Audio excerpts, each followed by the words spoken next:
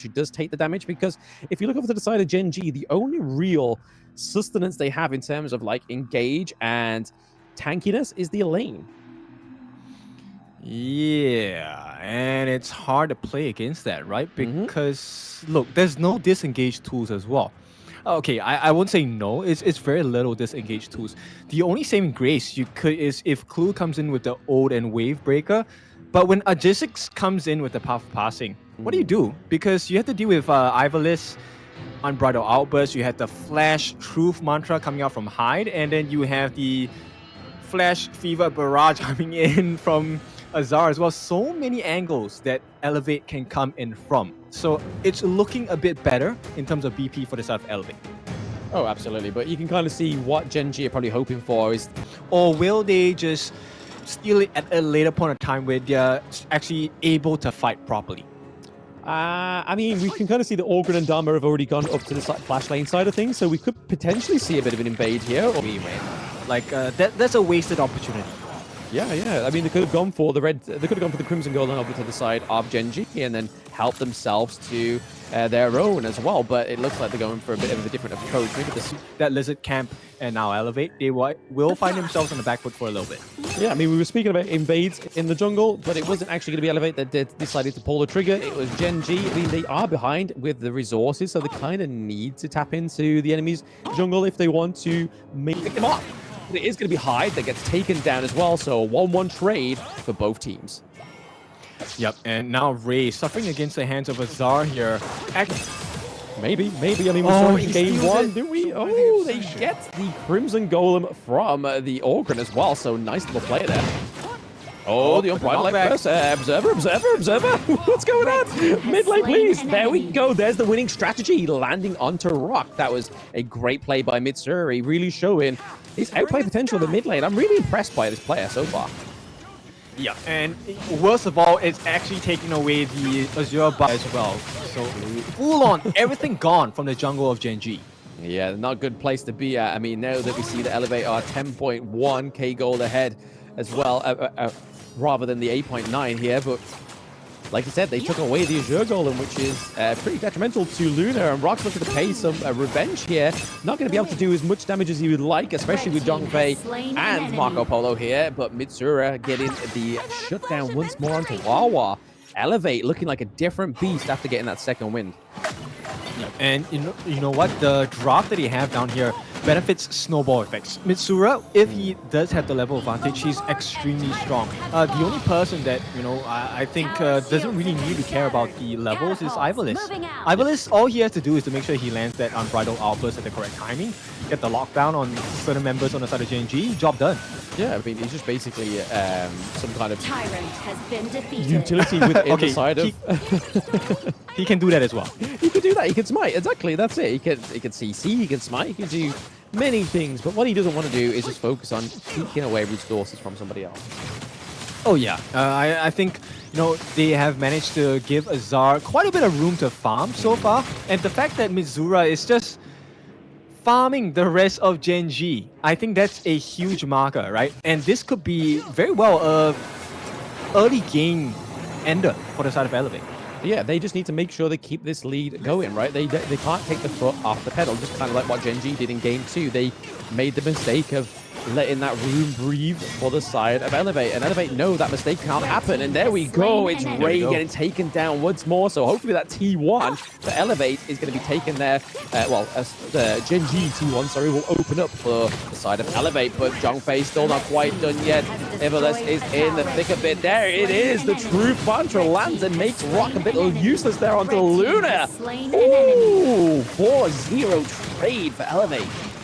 Yeah, and Aegis walks out like nothing happened, but he's dying, right? And so Elevate, they're playing and pushing all their heroes to the absolute limits. They get rewarded with the T1 in the mid, and this is going to be a big opening, right? Now, Vision is going to be very tight and dark for the side of Gen.G.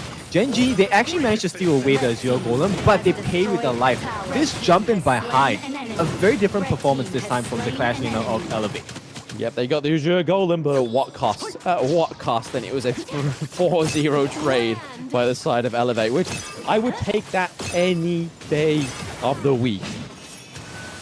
Yeah, and right now I think Elevate, they're trying to push. They make sure that there's no win conditions that are available for the turnaround. Right, Gen.G right now, not a lot of options to explore. All they can do is to defend, and when you're defending, you don't really get a lot of gold and EXP, right? Because now you're at the mercy of Elevate, and the risk of being caught out. Everyone on the side of Elevate is pretty mobile.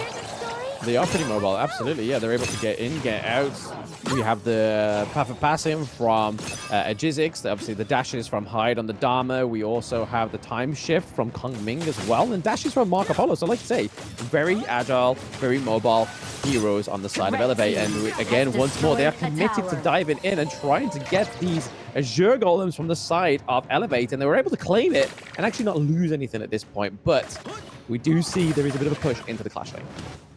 Yeah, Elevate, I think they're very happy about that, right? They will take that trade any day because they're actually working on the T2s and potential T3s later on, right? They don't mind giving it up because there's a potential they can get kills very easily if they overcommit, because they have to go for the defense on the side of Gen.G.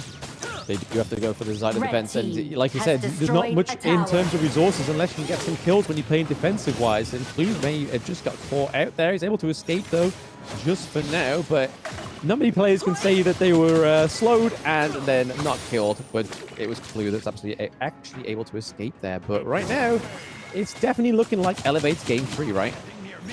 Yeah, Ivalist here, he's going to play the important role, right? He's going to set the stage, and Azar is just waiting for the stuns to come in. Ooh. So winning strategy going to be laid down pretty early from the side of Mitsura, and until there's an opening, they won't commit.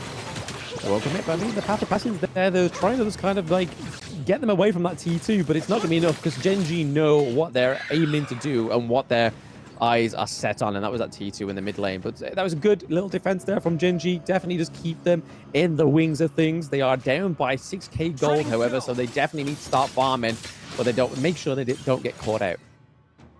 Yep, and looking at the itemization, actually, I think richest man on the board on the side of Elevate is going to be 6.5 count on the side of Mitsura as well. Absolutely. They definitely need to pull the resources into all factors of Elevate, I feel. Because, I mean, if they give it all over to Azar and then Azar gets taken out, it's then kind of like, oh, what do we do now in these team fights? So I think just pooling it, obviously he is the highest, but it is split between him and Jizix. So I think having that divide split 50-50 is just great for team fight potential. Yep, and you can tell Elevate, they want to be a little bit more aggressive, right? Because the usual itemization for Azar would have been the Frigid Charge. He actually goes for the Shadow Reaper first. He wants to have a little bit more damage.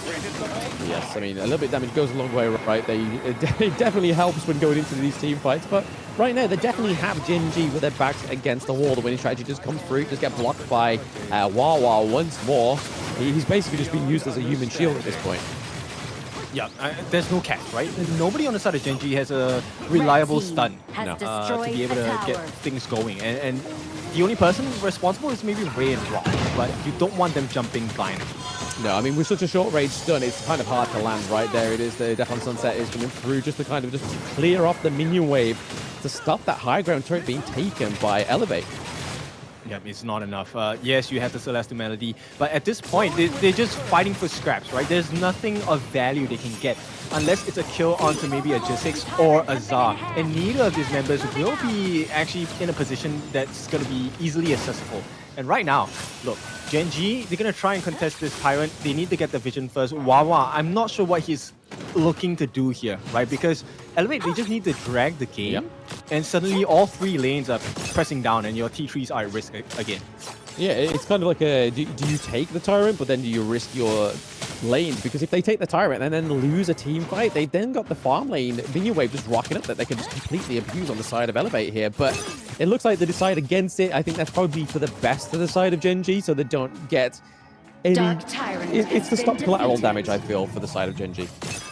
Yep, I think that's the smartest decision they could have made in that particular moment. And Gen.G, I think right now, they need to be really careful. If Rock dies here, it could spell the end of the game.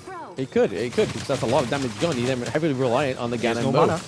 And he has no Yep, mana. yep. What's a Luna without no mana? It's pretty much like a minion, but there we go. Another kill going over to Azar. He gets the frigid charge as well, locked into his utility, but it is going to be Hyde. And Jizzix looking to push this high ground turret, but the wave clear is coming through clutch for Gen.G. Yeah, wave clear wise, yeah, because they have Inua, they have Ray. I think they have decent wave clear, especially coming out from Inua, right? Those couple blades coming to full efficiency at this point. But until you kill off the members on the side of Elevate, this is just going to repeat over and over again. Yeah, no, they're just not giving over anything to the side of Gen.G because they know as soon as one person falls on the side of Elevate, it's going to be hard for them to come back. But again, body blocking is clue. Like I said, in the draft, they are going to have to body block that winning strategy because they can't let it land onto the squishier heroes because it will decimate. But speaking of decimate, the high ground tree does fall. Rock is looking a little bit too deep in it. He does get hit by the Unbridled Outburst, and it looks like Ivelis is looking to push as well. Wawa gets taken down, so 2-0 trade for the side of Elevate. Okay, so they are pretty low on the side of Elevate. Do they really want to risk dying here if Rock gets the perfect initiation? That's the big question. Rock does go in. Looking pretty low. Rock does get caught. It's that CC that really stops the Luna there. So I feel like it's a bit of a bad call for the side of Gen.G. But at what point you have to do something here to try and keep them away? And Elevate may actually finish this game 3 in 12 minutes time. Big win, and this is exactly what we expected out of Elevate. Now, Gen.G, I think they struggled a little bit, but props to Elevate, they made life so difficult. This was a very scary draft. It's a risky draft, let's be clear, because they didn't exactly have too much tankiness. It was just a Zhang Fei